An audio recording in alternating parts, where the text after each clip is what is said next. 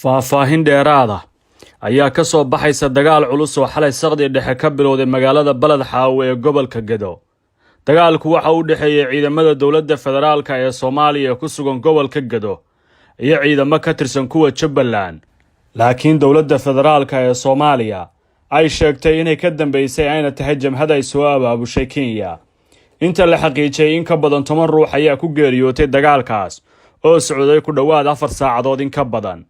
goobjoogayaalka madax bannaan dhinacyadu waxa ay sheegeen ciidanka ka socday dhanka Jubbaland ee ka soo gudbay xuduudda Mandera ee magaalada ku dhow ay subaxnimadii hore iyo saqdi dhexe ee xalayba soo galeen gudaha magaalada isla markaana ay la wareegeen goobo magaalada ka mid ah oo ay ka mid tahay halka loo yaqaan masaajidka qadiimiga ee magaalada, saldhigga magaalada iyo sidoo kale xarunta mid ka mid ah shirkadaha isgaarsiineed ee ku yaala magaalada Balad Xaawo.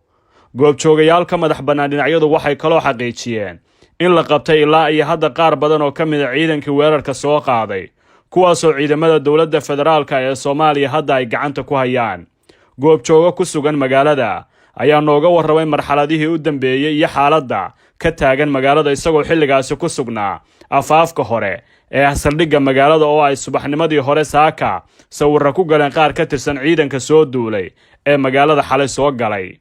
xaaladda magaalada Balad Xaawo ugu dambaysa xaasan magaalada aad iyo aad bay u degan tahay, waxaana magaalada hadda tangeli ahaanteedaba gacanta ku haya ciidamada dowladda federaalka Soomaaliya.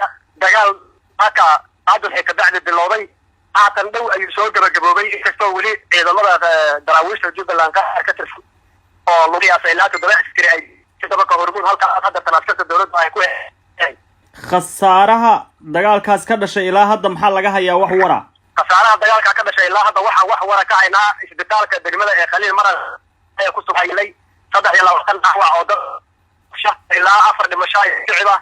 waxa kaloo khasaaraha la sheegayay in hoobiyo uu ku dhacay ciidan oo degmada Balad Xaawo dhinaceeda xuduudka jirtay xigtay, waxaana ku dhintay 5 carruur oo walaalo ah, hooyadoodna way ku dhaawacantay. adiga hadda xaggaad igala hadlaysaa? hadda waxaan kaala hadlayaa aniga argada degmada Balad Xaawo aaga stationka degmada Balad Xaawo dhow. stationka yaa gacanta ku haya? stationka hadda tan argadaasha aan joogo waa stationka degmada Balad Xaawo horteeda, waxaana gacanta ku haya ciidamada dowladda federaalka Soomaaliya. waxaan maqlay oo saakadii hore aan weyn ciidan Jubbaland ah oo magaalada gudaheeda sawirro ku soo galay daarta hormuud aagaarkeeda joogay oo gaadiid dagaal watay. maadaama adigu aad qof goobjooga tahay maxaad ka maqashay ciidankaasi halka ay ku dambeeyeen? ciidankaasi waa sax, waxa ayna magaalada soo galeen xalay 7:00 iyadoo xabad ka bilaabay stationka degmada Balad Xaawo, halkaas oo uu ku geeriyooday taliya ku-xigeenka saldhigga booliska degmada Balad Xaawo Maxamed Cabdi Nuur. kadibna saakayta waa berigii salaada subax ayaa dagaal xoog leh uu qabsaday ilaa saacada subaxdii hore ayayna meeshaasi ay haysteen ciidamada daraawiishta ee Jubbaland. kadibna dagaal xoogan oo dhex maray dib baa loo riixay, meeshii saaka ay joogeenna waa laga bixiyey. marka laga reebo ilaa hadda 8 qof ciidan lagu qiyaasay oo ilaa haatan weli ku dhex jira dabaqa shirkadda hormuud oo ilaa haatan isweer laga hayo welina aysan ka bixin xabado kaltelana meeshaas ka wada. hadda aad ila hadlaysid wax badan miyaa socota? haatan aan kula hadlayo wax badan ma socoto, laakiin deegaanka sheegay inay askar ku jiraan baa isweer laga hayaa. xabadihii hadda way soo afjarmeen kadib dagaal xoogan oo saakayta dhacay. waxaa kaloo jira khasaare aad iyo aad u fara badan magaalada, waxaa ku soo dhacay hoobiyaal aad iyo aad u fara badan, waxaa gubtay guryo ganacsi sida baqaarada oo kale, waxaa kaloo ay madaafiicda ay ku dhaceen dad shicibka guryahooda. waxaa kaloo dhanka kale khasaare laga sheegayaa degmada Mandera oo iyaduna ay gaareen khasaare aad iyo aad u fara badan kadib markii hoobiyaalda ciidamada dowladda ay garaacayaan ayagana ay ku dhaceen xaafado ay leeyihiin dadka rayidka ah. dowladda federaalka ee Soomaaliya waxa ay sheegtay in duulaankaas uu yahay mid jamhad ay soo qaaday Kenyana ay gadaal ka hubeynaysay ama ka dambeysay.